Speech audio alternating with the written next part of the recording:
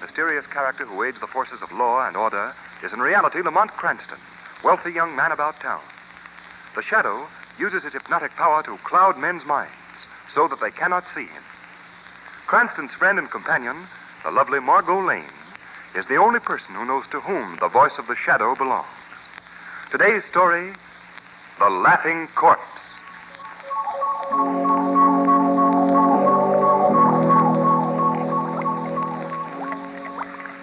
So when I see you come into the bar, I says to myself, there's a nice guy, I says.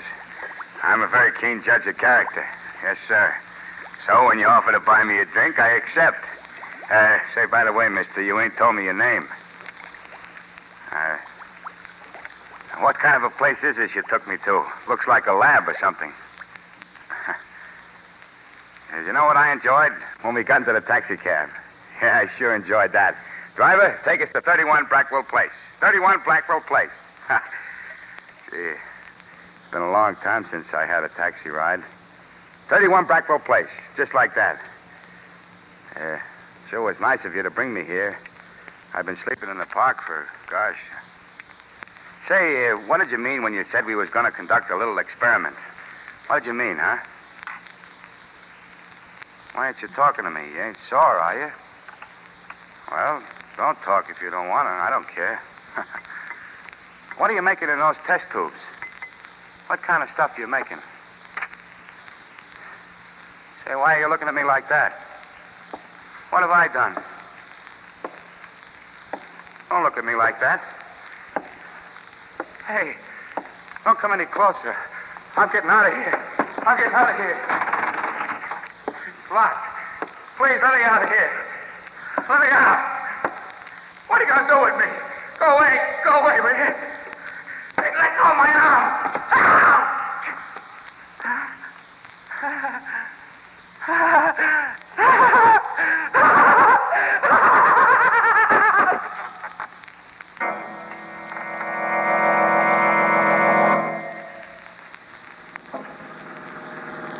Margot, look, I do enjoy this lovely cab drive with you, but will you tell me where I'm going at this hour of the night? Well, Lamont, if you knew, you'd get angry. And not knowing makes me angrier. Shrevey, Yes, sir? do you know where you're driving us to? Let me see now. What was the number of that place again, Miss Lane? What was it? 31 Brackwell Place, Shrevey. Oh, yeah. 31 Blackwell Place. Oh, I'm such a stupid. We've been there twice today, and all the time I keep forgetting the number. I got to get a new memory system I got to get. What was the old memory system, Shrevey? Oh, the old one was easy. You see, like, take, for instance... Which way are you going, Shrevey? Oh, excuse me. You take, for instance, the digits 3 and 1, which is the place we're going to now. I hooks the 3 up with my kid, which is 3 years old, and the 1 I remember is by thinking how in 1 year he's going to be 4. Simple, ain't it? Elementary. How could you possibly have forgotten the address for that system, Shrevey? You know how? I got myself all mixed up with my other kid, which is 6. Oh, I'm such a stupid. Shrevey, I feel just as stupid as you do. I still don't know where we're going and why we're going to this place at 11:30 at night. Well, if you wait till tomorrow, the apartment may be rented. Shrevey, now you've given it all away. Margot, are you taking me apartment hunting at this hour? You know I hate that. Oh, but Lamont, don't you see? I wouldn't take it unless you thought it was all right. I know, but... You know how I value your opinion. Well, why didn't you tell me sooner? Well, I wanted to surprise you. Okay, I'm hooked. What are you laughing about, Shrevey? Well, I was just thinking, Mr. Cranston, I was thinking how dames could twist guys right around their little fingers. They could twist them. That'll be about all from you, Shrevey. Don't talk so much. Yes, sir. All right for you, Mr. Cranston. You're pretty jumpy tonight, Lamont. What's the matter? Oh, nothing, Margot. I'm just bored, that's all. I know. You haven't had anything to keep you busy. No criminals to track down. That's... Shrevey, why'd you stop? Shrevey! Shrevey, why don't you answer? Mr. Cranston said I shouldn't talk. I shouldn't, so I ain't. Oh, now, you see what you've done, Lamont? You've hurt Shrevey's feelings. I'm sorry, Shrevey. I'm in a bad humor tonight. No, you ain't, Mr. Cranston. Oh, yes, I am. Oh, here we are. This is the building, 31 Brackwell Place. Yeah, it's 31 Blackwell Place. That's why I stopped, 31 Blackwell Place. Wait for us, Shrevey. Okay. Come on, up this flight of steps, Lamont. All right. Well, this certainly is a weird-looking place. Well, that's just because it's dark. Looks all right in the daylight. No. Ring the superintendent's bell, will you, Lamont? Yes, right. Margot, won't he be angry at our disturbing him at this hour? Oh, no. He told me I could come back tonight to look at the apartment. Oh. Well, what's so exceptional about this apartment, Margot? Oh, Lamont, it has these high, old-fashioned ceilings and the most glorious view of the river. Well, Well, what do you want? Oh, you remember me. I'm Margot Lane. I put a deposit down on one of the apartments here. So what? no, he won't be angry. Well, you said I could come back tonight to look at it. I said you could come back this evening. It's 11:30 now, young lady. You got me out of bed. Well, what did I tell you, Margot? Oh, please, Mr. My name is Lascom. Please, Mr. Lascom, I know it's very inconsiderate to bother you at this hour, but couldn't we please see the apartment? Oh, well, come in. Thanks. It's down the end of this hall. Aren't there any lights? The bulb just burned out this evening. Oh, I see. Here we are. Just a minute now till I find the light switch. Nice bright place. There. How do you like it, Lamont? Like it? I think it looks terrible. Well, of course, the place needs redecorating. Yes, and badly. Well, look at the holes in the wall. What caused that? And the previous tenant was Dr. Destrup. He's a chemist. He used this apartment as a kind of a laboratory. The holes are from some of his apparatus. Oh, I see. Well, what do you think, Lamont? Well, if you wanted quiet, you certainly got it here. Yes, and it's always like this. Always nice and quiet. What's that? I don't know. Someone thinks something is funny, all right. Well, listen to him. Lamont, that doesn't sound like... Come on, Margot. I'm going to see what this is all about. There, Lamont, across that door sill. Dr. Lorenz. Here, give me a hand. His body's so tense. As if he had a convulsion or something. Let's turn him over. There we are. Oh, his face. His face, Lamont. Margot, get hold of yourself. Oh, but his face, Lamont, it's all twisted up as though we were laughing. Well, don't look at him, Margot. What are we going to do? There's nothing we can do now. This man is dead.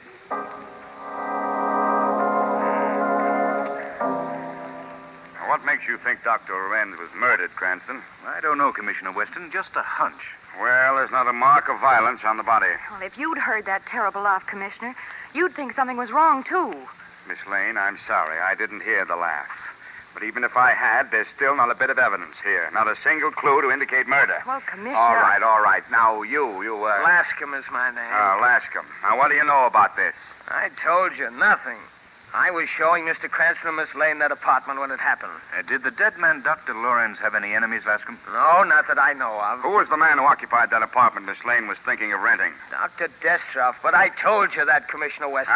Destrup and Lorenz. Yeah, now I remember those names. They're partners. They own a big chemical laboratory. Didn't you know that? You didn't ask me.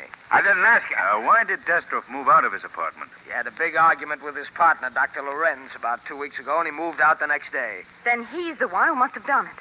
Done what, Miss Lane? Murdered Dr. Lorenz. Miss Lane, as yet I'm not convinced that Lorenz has been murdered. In the second place, from what your cab driver, Shrevey, says, no one has come in or out of this house. Well, maybe he's still here then. Miss Lane, my men have searched this house from top to bottom. Well, I still think... Cranston, please. I understand, Commissioner. Come on, Margot. You're going home. In all my... Commissioner, Oh, yes, Doc. What is it? how long ago was this man supposed to have died?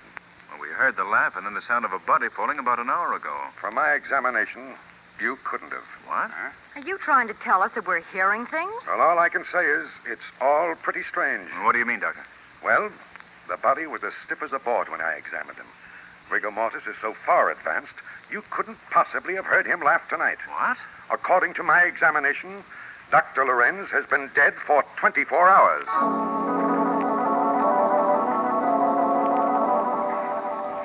The way the medical examiner talked, you think we didn't know what we were doing, Lamont. How could the man be dead and laugh? The laughing corpse. It is pretty strange, Margot. I think Commissioner Weston ought to get a new medical examiner. That's what I think. Well, Margot, you remember when I went to turn Dr. Lorenz over, I remarked that the body was stiff? Well, it does look as if he'd been dead for some time. But that terrible laugh, Lamont. What of that? I don't know, Margot. And Lorenz's face was contorted as though he'd been laughing. Margot, I believe it was Lorenz that we heard. Why do you say that, Lamont? And look at this. Why, it's a little box. Looks like a jewel box. Yes. Read what's written inside the cover. You will laugh, but not from joy.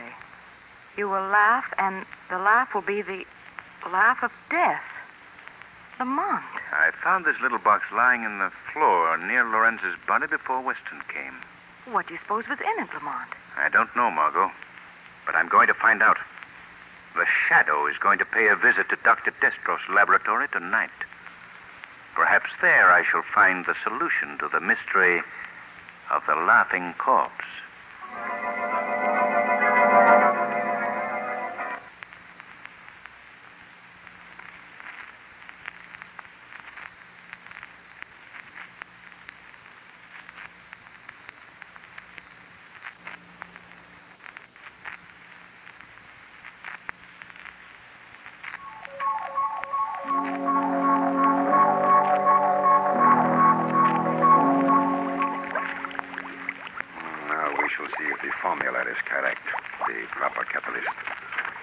Who is there? I thought I heard the door open. It must be my imagination. It is more than your imagination, Dr. Destroff. What? Who is it? I can't see you. No man has ever seen the Shadow, Dr. Destroff. The Shadow? Oh, yes, I have heard of you. What do you want of me? Have you ever heard this phrase before? You will laugh, but not from joy. You will laugh, and the laugh will be the laugh of death. Where did you hear that? The Shadow has ways of finding things out, Dr. Destroff. You'd better tell me what you know of the Laughing Death. The Laughing Death? Here, tell me, Shadow. Has it already happened? Is Lorenz dead? It won't do you any good to pretend innocence. Lorenz was murdered earlier this evening. How did he die? Tell me, I must know. You know how he died. Yes, I know. I know how he died, just as the notes warned us. The notes? Then you, too, have received a note? Not since last year. So he has made good his threat, then. Who, Destroff? I'd better tell you everything, Shadow. 7 years ago, there was another partner in this laboratory besides myself and Destroff. A man named Vitor. He was incompetent, a drunkard. When Lorenz and I perfected a new formula, we refused to give him a share in the profits. Go on. After heated words, we dissolved the partnership with Vitor. Then Lorenz and I opened a new laboratory by ourselves. You threw him out? Call it that if you will. He only hindered us. He was ruined. No money and no credit. And he was really a brilliant chemist, but undependable. It was impossible for him to get work. What happened to him? That we do not know. He came to us and begged to be taken back, but we refused. Lorenz laughed at him, and I suppose I did too. He was so ridiculous. Vitor threatened you? Yes, with the Laughing Death. Each year a note has come with the same words. You will laugh, but not from joy. You will laugh, and the laugh will be the laugh of death. I see. Why did you and Lorenz quarrel? Why did you move from your apartment? Oh, you know that too. Yes, Destroff, I know. Well, you see, Lorenz took the threat seriously, and I did at first. But after nothing happened for so many years, I thought it was just, a means of annoyance. And this year, no note came. And Lorenz was very much upset and worried. He believed it meant that Vidor would strike. And you? Well, I laughed at the whole idea. I told Lorenz that if he wanted to go the rest of his life fearing a foolish threat, he could. But I refused to bother about it anymore. And this led to words, and I left in anger. I see. Where does this other partner live? Why, I think that he... Oh, what is this? Oh, I did not notice it before. A small package addressed to me. My assistant must have put it on my desk earlier, and I had not noticed it. Don't touch that box. Why, it looks like a little jewel box. A tiny box similar to that one was found next to Lorenz's body. Oh, yes? What was in it, Shadow? Nothing, Destroff, except that threat written on the inside cover. Oh, now, surely the words cannot hurt me. There may have been something in the box when Lorenz opened it. Oh, now, Shadow, my scientific curiosity will not permit me to allow this box to go unopened. I have rubber gloves on, and if it contains some strange type of poison, it cannot possibly hurt me. Destrov, I'm warning you. Oh, now, Shadow, I must open it. There seems to be a little push button here. There. It's empty. Oh, wait. Here's a message written on the inside. You will laugh, but not from joy. You will laugh, and the laugh will be the laugh of death. The same note that Lorenz received. Yes. Destrov, your life is in danger. You must tell me where Vito lives. Yes. Before he can complete his revenge. I think that he lives... I think...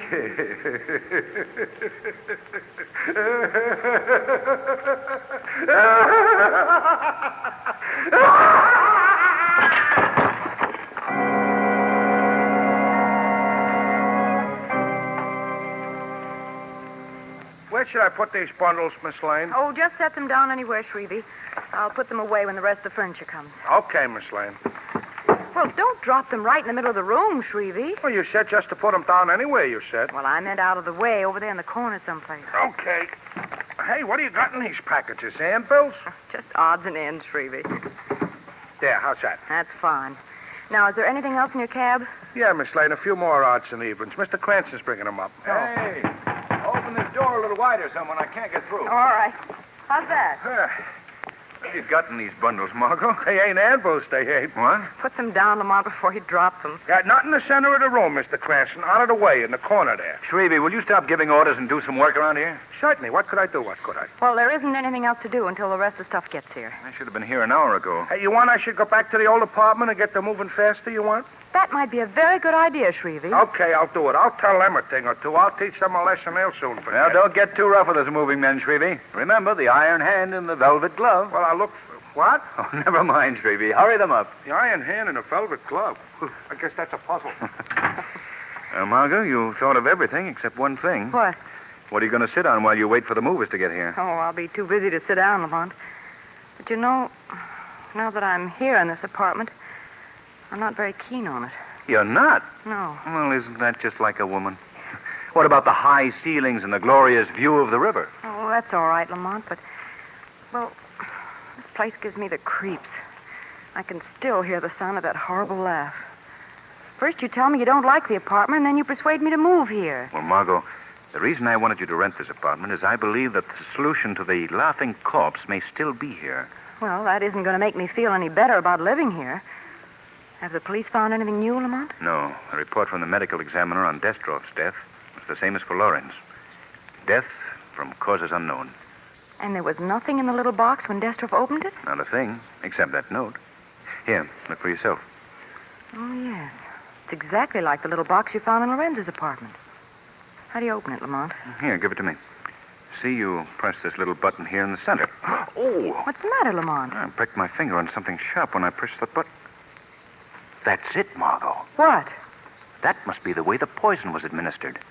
After Destrov pressed the button to open the box, he started to laugh. Oh, Lamont, then you've... Yes, the drug. Now I've got it, too. Oh, no, Lamont. Well, nothing's happened to me yet. Why did you break the box open, Lamont? Yeah, see here, Margot. A tiny hypodermic needle concealed in the cover.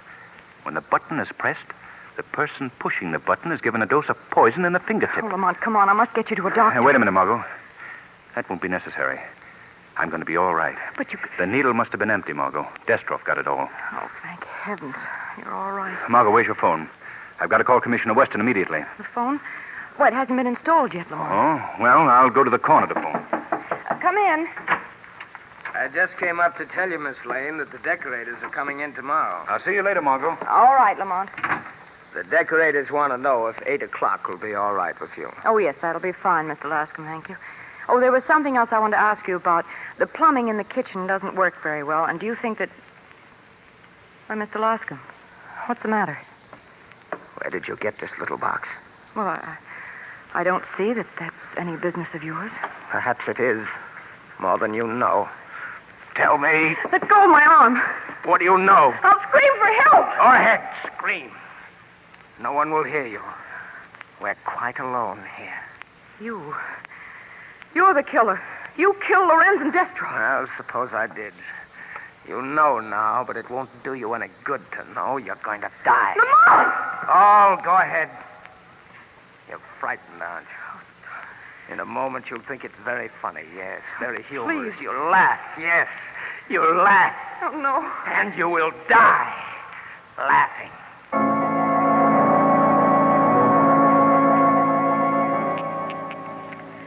Oh, please, Mr. Lascombe. I've never done anything to you. No, you and your friend, Mr. Cranston, know too much, Miss Lane. You wanted to catch me, make me pay for my crime. I would never have suspected you if you hadn't given yourself away. That's most unfortunate for you, Miss Lane. What do you mean? You see, I've brought you down here to my laboratory in the basement to kill you. Oh, no. Don't be unhappy. You laugh as you never laughed before. Oh, you can't. I'm preparing my secret formula. The laughing death. Oh, no, now, please. one for you and one hypodermic for your friend, Mr. Cranston. Please, I promise I'll never say anything. Too bad I can't believe that. Oh. It won't do you any good to try to get loose. I took the precaution of binding you very tightly. Now everything is ready. No. No, don't come any closer. Prepare yourself, Miss Lane. It won't hurt very much. And you'll be so happy. So happy. You will laugh and laugh and laugh, and then you will die. What? Something knocked the hypodermic needle from my hand. This is the end of your evil work, Lascombe. That voice. The shadow, thank heaven. So you were the third partner, Lascombe. Yes. I was in partnership with Lorenz and Destroff. Now I'm the only one alive. They ruined me. They took everything from me. You're out of your mind, Lascombe. You blame them for your own faults. No, they caused my downfall, so I killed them. You vowed to revenge yourself. You came here, got yourself a job as superintendent in the same building in which they lived. Yes. I disguised myself. They never recognized me. You have a brilliant mind, Lascombe. It's a great loss to civilization that you couldn't have used it for good instead of evil. The police will soon be here. Will never get me. Shadow, stop him. He has another needle ready with the poison. Stop, Lascombe. Stop, I say. Too late, Shadow. I've already administered the drug to myself. At least, I have the last laugh.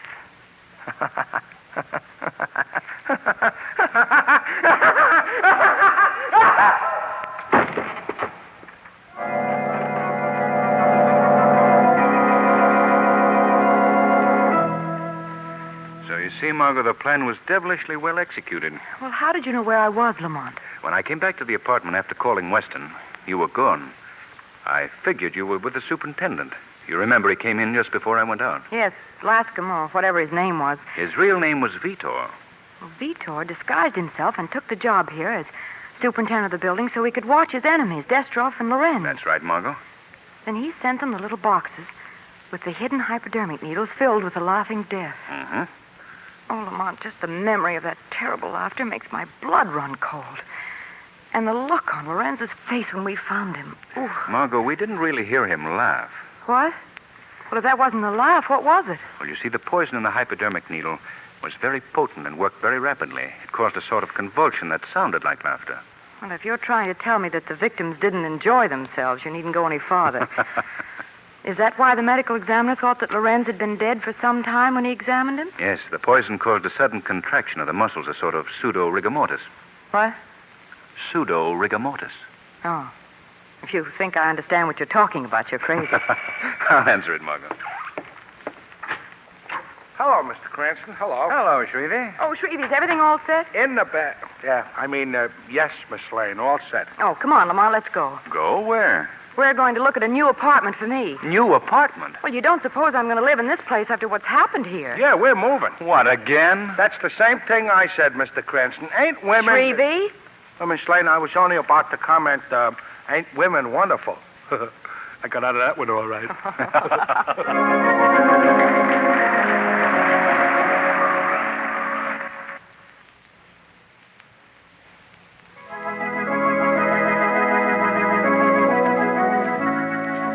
Today's program is based on a story copyrighted by the Shadow magazine. The characters, names, places, and plot are fictitious. Any similarity to persons living or dead is purely coincidental. The Shadow magazine is on sale at your local newsstand.